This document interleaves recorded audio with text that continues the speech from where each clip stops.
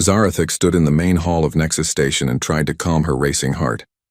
She was a diplomat for the Vexarian people. She had done this job for 30 years. She had met aliens from 50 different worlds. But today felt different. Her silver skin was already starting to show stress patterns. Little waves of color moved across her forearms. This was bad. Diplomats were supposed to stay calm. They were supposed to control their emotions. But something was wrong with her today. The human ship was coming. The humans were a new species. They had only been traveling in space for 50 years. Most species took hundreds of years to reach other stars. But humans were fast. Too fast, maybe. Zarathik touched the small device on her neck. It helped block strong emotions from other people. Her people could feel what others felt. It was a gift, but also a curse. Strong emotions could hurt them. That was why they needed the blockers. "The human ship is here," said her assistant Veltar. He was young and excited. His green scales were bright with curiosity. "They call it the New Horizon." Through the big windows, Zarathik could see the human ship. It was not pretty like Vexarian ships. It was built for work, not beauty. Gray metal and sharp edges. It looked dangerous. "Remember the rules," Zarathik told her team. "Keep your emotion blockers on high, stay calm. These humans are supposed to be very intense." She had read all the reports. Humans were aggressive. They fought wars with each other. They took big risks. They felt emotions very strongly. Too strongly for most aliens to handle. The airlock doors opened with a soft sound. 3 humans walked through. The first one was tall and wide across the shoulders. He had dark hair and a big smile. He walked like he owned the space around him. Not in a mean way, but with confidence. This had to be their leader. Behind him was a woman with long black hair. She carried a small computer and looked at everything with bright, curious eyes. Her head moved quickly as she took in all the details of the station. The third human was a man with short gray hair. He walked behind the others, but his eyes never stopped moving. He was watching for danger. "A guard, probably. Hello," the first human said in a loud, happy voice. "I am Captain Jake Morrison. This is Dr. Lisa Park and Commander Alex Turner. We are so excited to meet you." The word excited hit Zarathik like a physical blow. Her emotion blocker should have stopped it, but somehow the human's feelings went right through her defenses. Jake Morrison was not just saying he was excited. He really felt it. The emotion poured off him like heat from a fire. Joy, curiosity, hope, and something else. Something warm and open that made Zarathek's breath catch in her throat. "I am Zarathek of the Vexarian Collective," she managed to say. Her voice was steady, but her hands were shaking. "Welcome to Nexus Station." Jake stepped forward with his hand out. Humans touched hands when they met. She knew this from the reports. But when she reached out to touch his hand, another wave of emotion hit her. This human was genuinely happy to meet her, not just polite or professional. He was truly glad to be here talking to her. When had anyone ever felt that way about meeting her? Dr. Park stepped up next. "This is amazing," she said, looking around the station. "The design is so elegant. And the gravity systems. How do you make it feel so natural?" Her curiosity was like bright light. It made Zarathik want to answer every question, to share everything she knew. The feeling was so strong it made her dizzy. Commander Turner nodded politely but said nothing. Even his silence had weight. He cared about his friends. He would protect them no matter what. The strength of his loyalty was like a warm wall surrounding the other 2 humans. "Please come this way," Zarathik said. She led them toward the meeting room. Each step was hard. The human's emotions kept hitting her in waves. Her blocker was not working at all. As they walked, Jake looked at the art on the walls. "This is beautiful," he said about a crystal sculpture. "It looks like it is moving even though it is still." He meant it. He really thought the art was beautiful. Most aliens just walked past Vexarian art. They thought it was too simple or too strange. But this human saw beauty in it. Dr. Park stopped at a window that showed the gas giant below them. "Look at those storms," she said. "They have been going for thousands of years. Think of all the energy in there." She was not afraid of the giant storms. She thought they were wonderful. Her excitement made Zarathek's heart beat faster. "Your people built this station well," Commander Turner said quietly. "Safe but welcoming. That takes skill." Even his simple compliment carried weight. He knew about building things. He knew about keeping people safe. His respect for Vexarian engineering was real and deep. By the time they reached the meeting room, Zarathek was struggling to walk straight. The human's emotions were too much. Too bright, too strong, too real. She sat down quickly and tried to center herself. "Would you like some refreshments?" she asked. "That would be great," Jake said. "We brought some things from Earth, too. Coffee and chocolate. We thought you might like to try them." The simple kindness of sharing food from their homeworld made Zarathek's eyes water. When had anyone ever offered to share something precious with her people? As her assistant brought drinks, Zarathek watched the humans. They talked to each other in low voices, but their emotions filled the room like music. Friendship, trust, shared purpose. Feeling so strong they made her own heart ache. She touched her emotion blocker again. It was working fine. The problem was not with the device. The problem was that human emotions were stronger than anything she had ever felt before. The meeting had been going on for 2 hours. Zarathek felt like she had been in a storm. Jake Morrison sat across from her talking about trade routes between Earth and the Vexarian worlds. His words were normal, professional, but underneath the words his emotions sang. He cared about his people. He wanted them to have good lives. He hoped this meeting would help both humans and Vexarians. The hope was so bright it hurt to feel. "The Terran Federation can offer advanced computer technology," Jake was saying. "In return, we would like to learn about your crystal growing methods." Dr. Park leaned forward. "The crystals you use for power storage are amazing. We have nothing like them on Earth.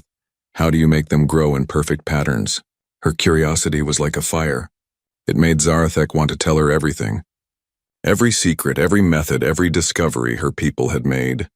The feeling was dangerous. Diplomats were not supposed to share everything. "The process takes many years," Zarathek said carefully. "It requires great patience. We are good at being patient when we need to be," Commander Turner said quietly. That was not true, and they all knew it. Humans were famous for being impatient. But Turner's words carried a different meaning. He was saying they would try to be patient for something important. They would change their nature if they had to. The honesty of it made Zarathek's breath catch. Jake smiled. "Alex is right. We can be patient. But we are also eager to learn. Your people have been traveling in space for thousands of years. We have so much to learn from you." There it was again. That openness. That willingness to admit they did not know everything. Most species tried to seem strong and smart in negotiations. Humans seemed to find strength in admitting they needed help. Zarathek excused herself and went to the bathroom. She needed a moment alone. In the mirror, she could see that her silver skin was showing rainbow patterns. Stress patterns mixed with something else, something she had not felt in years. Excitement. She was excited to be talking to these humans. Their emotions were overwhelming, yes, but they were also wonderful. Like music that was too loud but too beautiful to turn off. Her communication device buzzed. A message from Elder Quindar, her supervisor. "How are the negotiations going?" the message asked. Zarathek started to type back, then stopped. How could she explain this? That the humans were not just intense, but that their intensity was addictive? That she wanted to feel more of their emotions even though they hurt? Proceeding normally, she typed instead. It was a lie. Nothing about this was normal. When she returned to the meeting room, Dr. Park was showing Jake and Turner something on her computer. "Look at this," she was saying. "The station's power systems are running at 98% efficiency. That is incredible." She was not just impressed, she was amazed. Her wonder made the room feel brighter. "Your engineers must be very skilled," Jake said. "They are," Zarathek said, sitting back down. "But we also have help. The crystals almost seem to want to work properly.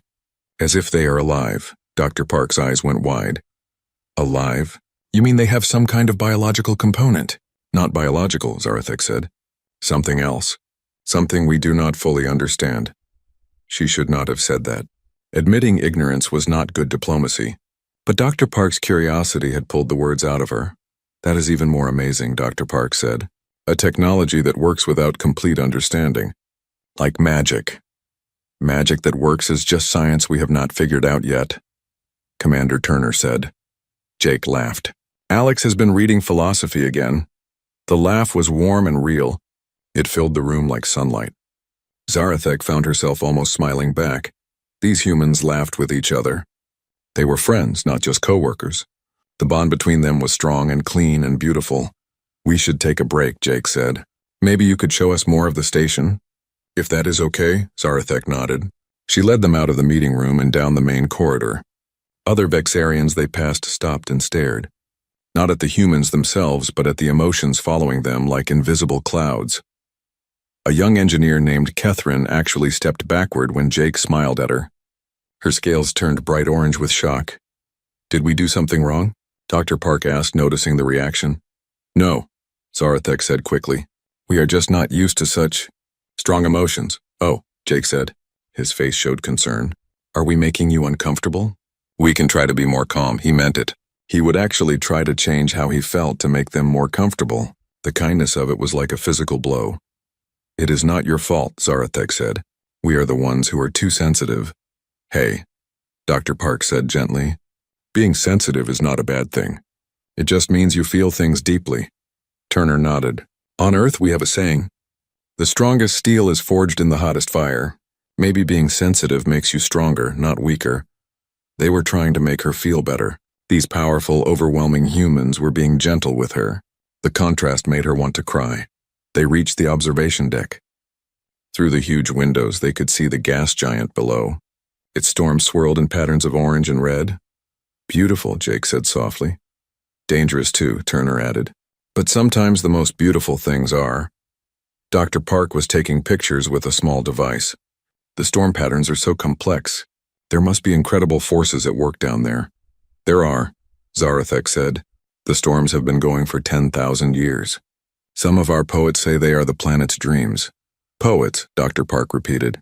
"I like that. Scientists and poets looking at the same thing and seeing different truths." The three humans stood at the window sharing the view, their emotions mixed together like colors in water. Jake's wonder, Dr. Park's curiosity, Turner's quiet appreciation, and underneath it all, something else, something that made Zarathek's heart race. They were happy to be here, happy to be together, happy to be alive. When had she last felt that kind of simple joy in existing? "We should head back," Jake said finally. "We have a lot more to discuss." As they walked back to the meeting room, Zarathek realized something that scared her. She did not want this meeting to end. She wanted to keep feeling these incredible human emotions even though they hurt. Even though they were breaking down every defense she had, she was becoming addicted to the very thing that was destroying her carefully controlled life. And the worst part was, she thought she liked it. Dr. Lisa Park had been watching the Vexarian diplomat for 3 hours now. Something was wrong. Zarathek's silver skin kept changing colors.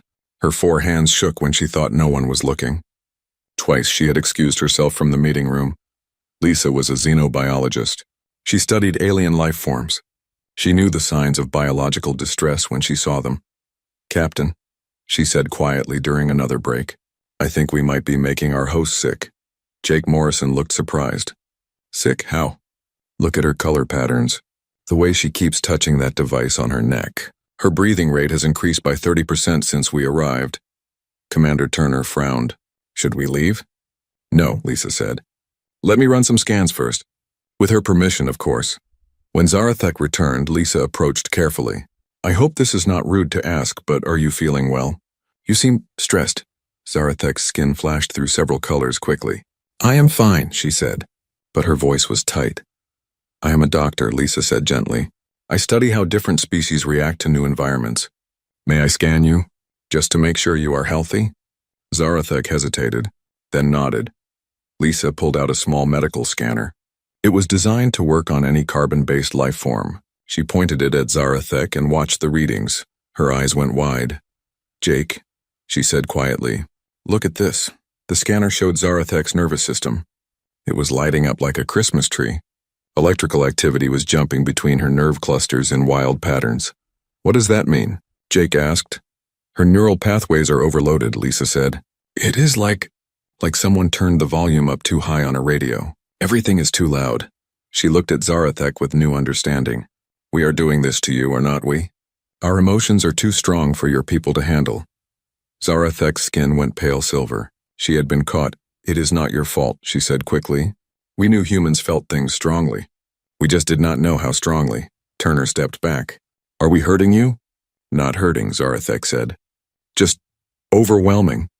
Lisa studied the scanner readings more carefully. "This is fascinating. Your people are natural empaths. You feel what others feel. But our emotional output is so strong it is causing a feedback loop in your nervous system. A feedback loop? Jake asked. Like an echo that gets louder each time, Lisa explained. The stronger we feel something, the more she feels it. The more she feels it, the stronger her reaction becomes, which makes us react more strongly to her distress, which makes her feel even more. Jake looked horrified. We are torturing her just by being ourselves. No, Zarathek said quickly. It is not torture.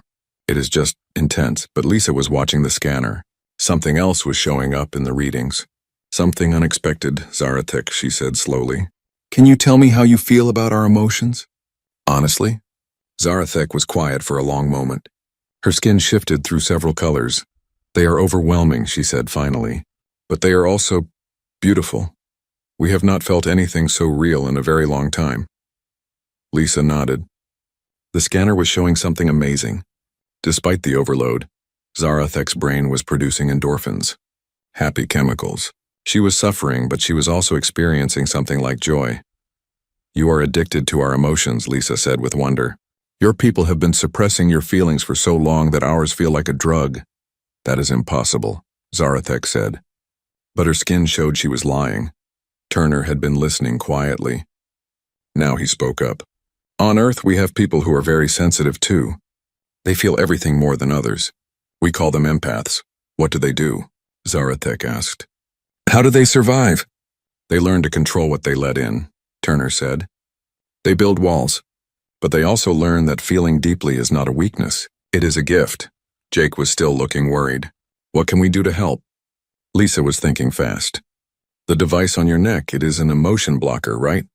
Zarathek nodded, but it is not working on us. Our emotions are too strong. Lisa pulled out her computer. What if we could adjust our emotional output? Like turning down the volume? How? Jake asked. Meditation techniques. Emotional regulation exercises. Things we use to help people with anxiety or PTSD. Turner raised an eyebrow. You want us to suppress our emotions? Not suppress, Lisa said. Control. Like learning to speak more quietly in a library. But Zarathek was shaking her head. No, please do not change yourselves for us. Why not? Jake asked. Zarathek's skin cycled through colors rapidly. She was struggling with something. Because, she said finally, what you feel is what we used to feel. Before we learned to be afraid of it, the humans exchanged looks. Your people suppressed their emotions? Lisa asked. Centuries ago, Zarathek said. We were like you once. We felt everything strongly, but it made us chaotic, unpredictable. So we learned to control ourselves. To feel less. And now? Turner asked. Now we are dying, Zarathek whispered. Not physically, but emotionally. We have forgotten how to feel real joy, real excitement, real love. Jake stepped closer. And our emotions remind you what that was like. Zarathek nodded. Tears were running down her silver cheeks. That is why it hurts so much, she said. It is not just that your feelings are strong. It is that they show us what we lost. Lisa looked at her scanner readings again. Other Vexarians on the station were being affected too. Their life signs were changing. Some looked distressed, but others looked awakened. What if? Lisa said slowly. This is not a problem to solve. What if this is an opportunity? What do you mean? Zarathek asked. What if our people could help your people remember how to feel again? Not all at once, slowly, safely. Jake's face lit up with understanding, like emotional therapy. Exactly, Lisa said. We could work together, learn from each other. You could teach us how to control our emotions better. We could help you reconnect with yours. Turner was nodding. A partnership. Not just for trade, but for healing. Zarathek stared at them. Hope was growing in her chest, real hope. Not the careful optimism she was used to. You would do that? She asked. You would help us learn to feel again? Of course, Jake said simply. That is what friends do. The word friends hit Zarathek like a warm wave.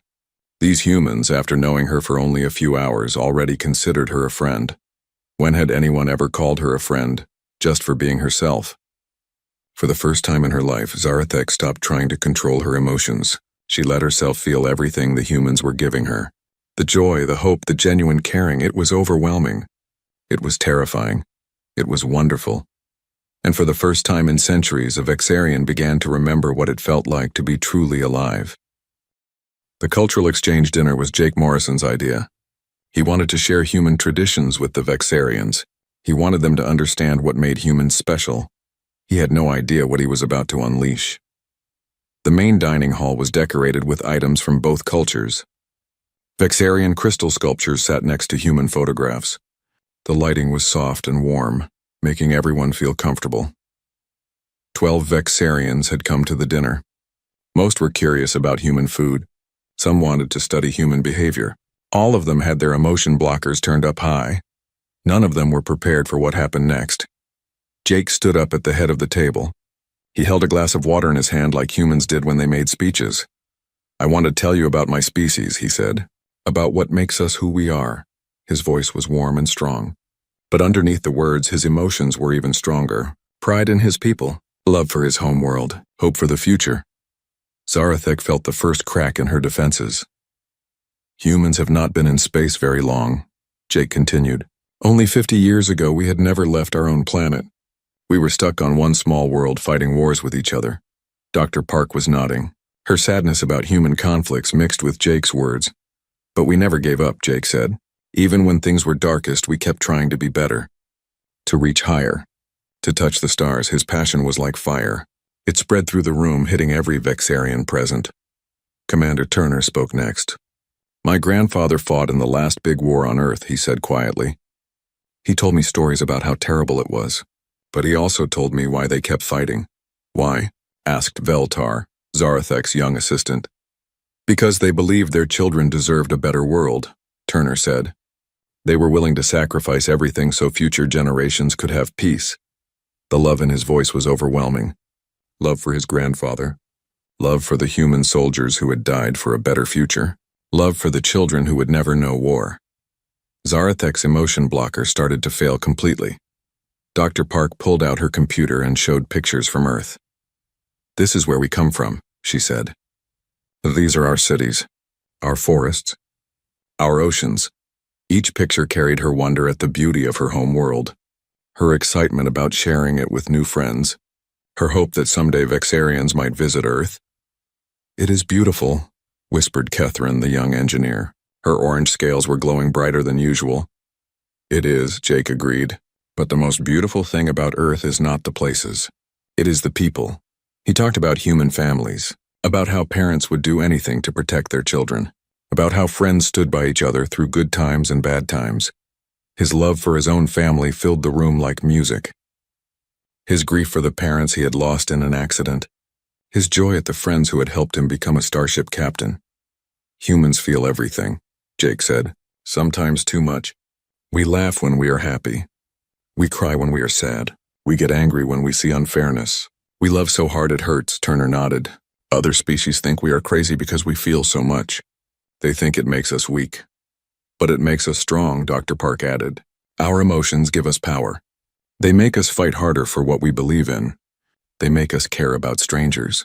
They make us willing to sacrifice for people we have never met." Jake raised his glass. "To feeling everything," he said. "Even when it hurts." The three humans drank their water. Their emotions swirled together in the room like a storm. And that was when Zarathek's carefully built walls finally crumbled. 30 years of suppressed feelings came flooding back all at once. Every emotion she had pushed down, every feeling she had been taught to ignore, every moment of joy she had denied herself. She stood up suddenly, her chair falling backward. "I cannot," she started to say. Then she stopped. Tears were streaming down her silver face. "I cannot remember the last time I felt proud of my people," she whispered, "or excited about tomorrow, or grateful to be alive." The other Vexarians stared at her in shock. Diplomats did not break down in public. They did not show weakness, but Jake Morrison did not see weakness. He saw courage. "When I was young," Zarathek continued, her voice shaking, "we were taught that strong emotions were dangerous, that they made us lose control. So we learned to feel less, to want less, to hope less." She looked around the room at her own people. "Look at us. We are dying inside and we call it civilization." Catherine's scales turned bright blue. She was feeling something too, something she had been taught to suppress. "I used to love building things," she said quietly. "Really love it. But they taught me to just do the job, to not care so much. Another Vexarian, an old scientist named Mordek, started to speak. I remember being excited about discoveries, about learning new things. But excitement was seen as unprofessional. One by one, the Vexarians began to crack. The human emotions were acting like keys, unlocking feelings they had buried for decades. We became smaller, Zarathik said, looking directly at Jake. We made ourselves smaller to feel safer. But you stayed big. You kept feeling everything even when it hurt. Jake stood up and walked around the table to her. Without asking permission, he put his hand on her shoulder. The gesture was simple, but the emotion behind it was huge. He cared about her pain. This human, who had known her for less than a day, genuinely wanted her to feel better. Feeling everything is scary, he said gently. But not feeling anything is worse. Dr. Park joined them. On Earth, we have a saying. It is better to have loved and lost than never to have loved at all. But what if the feelings are too much? Zarathek asked. What if we cannot control them? Turner smiled for the first time all evening. Then you learn to surf the waves instead of trying to stop the ocean. The room was full of crying Vexarians now. But they were not crying from sadness. They were crying from relief. From remembering what it felt like to be alive. Veltar, the youngest one there, was laughing through his tears. I had forgotten what hope felt like, he said. Real hope, not just duty. Elder Quindar would be furious when he heard about this.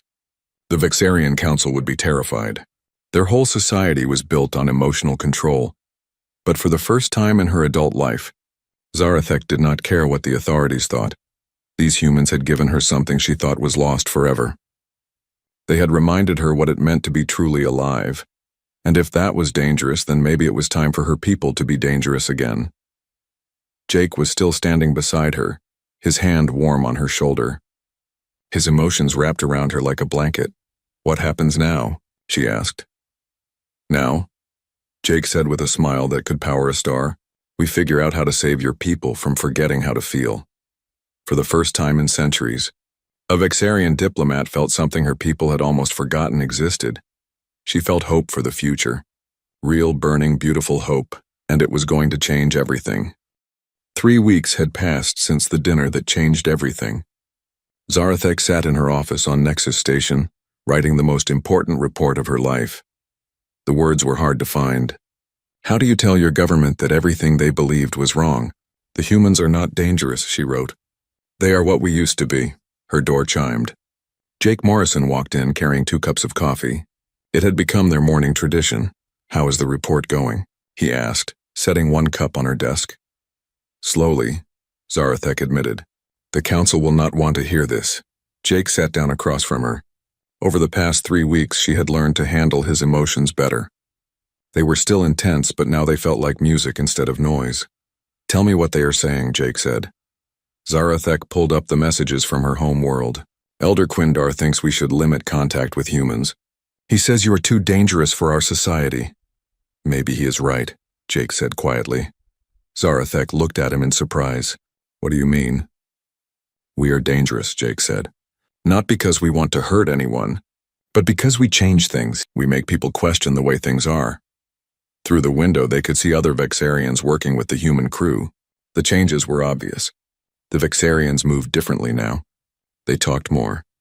They smiled. Dr. Park had been studying the effects for weeks. She had discovered something amazing. Lisa wants to show you something, Jake said. She thinks you will find it interesting. They walked to the medical bay where Dr. Park was working with a group of Vexarian volunteers. She had been teaching them meditation techniques to help control their newly awakened emotions. Zarathek, perfect timing, Dr. Park said. Look at this. She showed them brain scans of Vexarians before and after contact with humans. The differences were incredible. Before, your neural pathways were running at about 30% of capacity, Dr. Park explained. Your people had literally rewired your brains to feel less.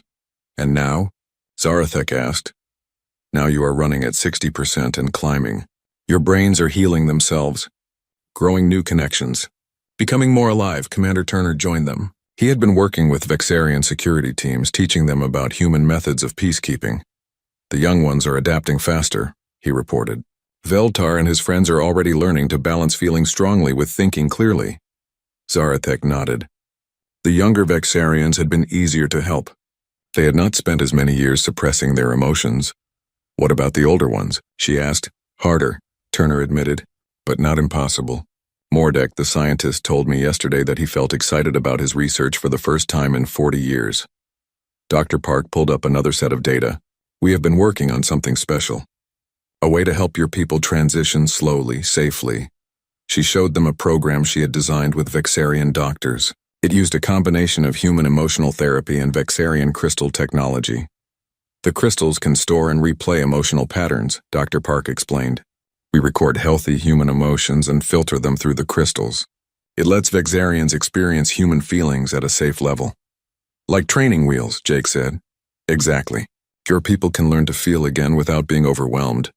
Zarathek was amazed. You would share this technology freely? Of course, Dr. Park said. This is not about one species helping another. This is about healing. A communication alert sounded. Elder Quindar was calling from the Vexarian homeworld. Zarathek accepted the call. The elder's face appeared on the screen, his scales showing deep concern. Zarathek, he said formally, the council has reviewed your preliminary reports. We are deeply troubled. Why? Zarathek asked, though she knew the answer. These humans are changing our people, making them unstable, emotional. We have reports of Vexarians crying in public, laughing too loudly, questioning authority. Yes, Zarathek said simply. They are becoming alive again. Elder Quindar's scales shifted to angry red. This is not acceptable. The council has decided to end contact with the humans immediately. Jake stepped into view of the camera. Elder Quindar, he said politely. May I speak? The elder looked surprised but nodded. Your people are not becoming unstable, Jake said. They are becoming themselves again. The selves they were meant to be before fear made them smaller. Fear? The elder demanded. Fear of feeling too much. Fear of losing control. Fear of being hurt. Jake's voice was gentle but firm. But life without feeling is not life at all. It is just existing. Zarathek stepped closer to the camera. Elder, I have felt more joy in the past 3 weeks than in the past 3 decades. So have the others who worked with the humans. Joy is dangerous, the elder said. It leads to poor decisions. No, Zarathek said. Joy leads to good decisions. Decisions based on love instead of fear. Dr. Park joined them. Elder, we have medical data showing that suppressing emotions damages brain function over time. Your people are literally dying from emotional starvation, Turner spoke up. We are not asking your people to become like us overnight.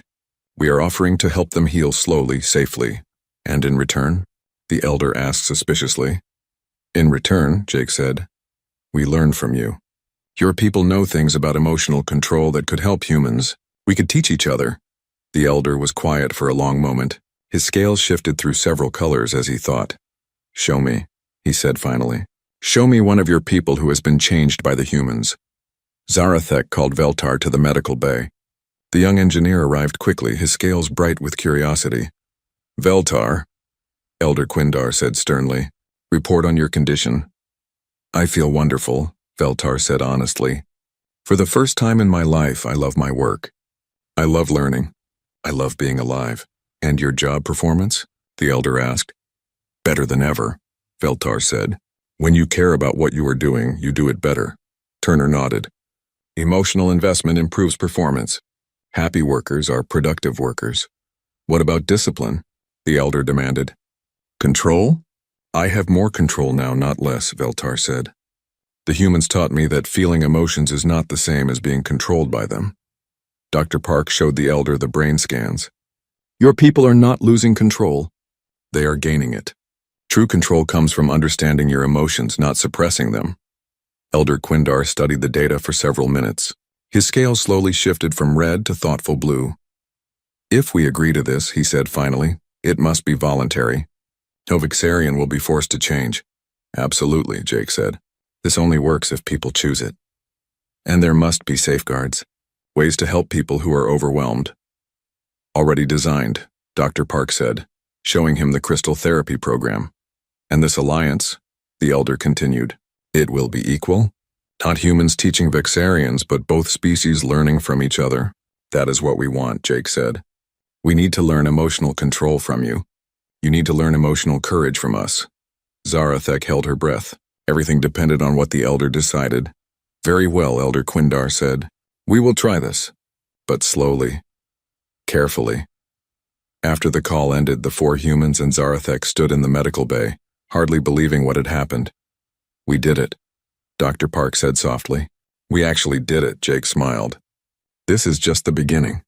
Imagine what we can accomplish together. Turner nodded. Humans learning patience. Vexarians learning passion. Both species becoming stronger. Zarathek looked at these 3 humans who had changed her life, who had reminded her what it meant to feel truly alive. 6 months ago, she had been a diplomat going through the motions of living. Now she was part of something bigger, something that might save both their species from their worst instincts. Thank you, she said simply. For what? Jake asked.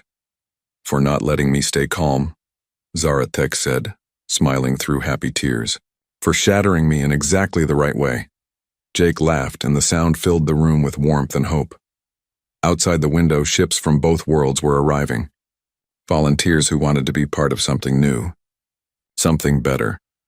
The galaxy was about to learn what happened when 2 species chose to heal each other instead of just coexist, and it was going to be beautiful.